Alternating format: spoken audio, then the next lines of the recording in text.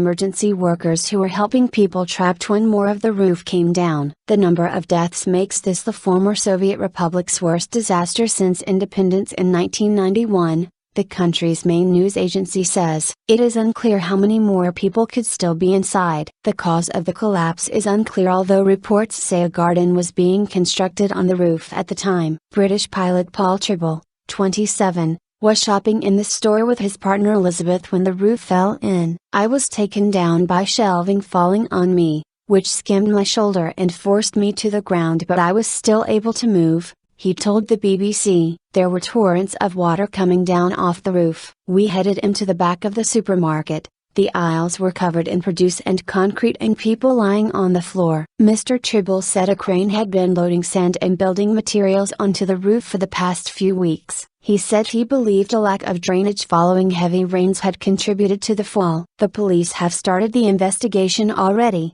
said Prime Minister Valdis Dombrovskis after visiting the scene. "The criminal process has started about violating building standards." Interior Minister Rihards Kozlovskis told Latvian TV it was clear there had been a problem meeting building regulations. Latvian Rescue Services spokeswoman Viktorija Simbel said 3 firefighters were among those killed. "We do not know the number of people who are still inside," she told the BBC. She said people were being asked to call the mobile phones of relatives feared missing to help rescuers find them in the rubble. TV footage showed rescue workers using mechanical cutters to clear debris from the single-story concrete and glass building. Cranes were brought in to remove slabs of concrete. More than 60 soldiers were helping the rescue effort, the Army said on its official Twitter feed. The initial collapse happened just before 1800 hours. 1600 hours GMT, on Thursday, when the store was busy with customers. Walls and windows also crumbled,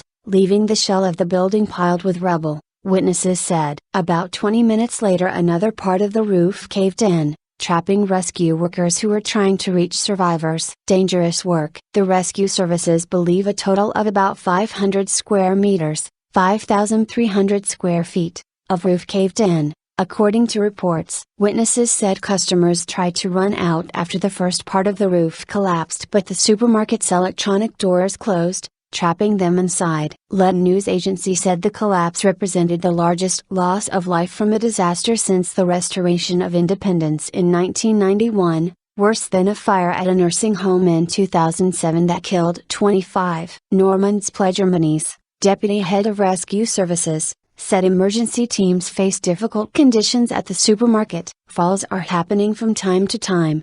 It is very dangerous to work inside," he said. Local media said the store, part of the Maxima retail chain, had been awarded a National Architecture Prize when it was completed in 2011. The reason for the collapse is not known. However, the BBC's Caucasus correspondent Damien McGuinness says a possible explanation is the weight of soil being used to plant a winter garden on the supermarket's roof.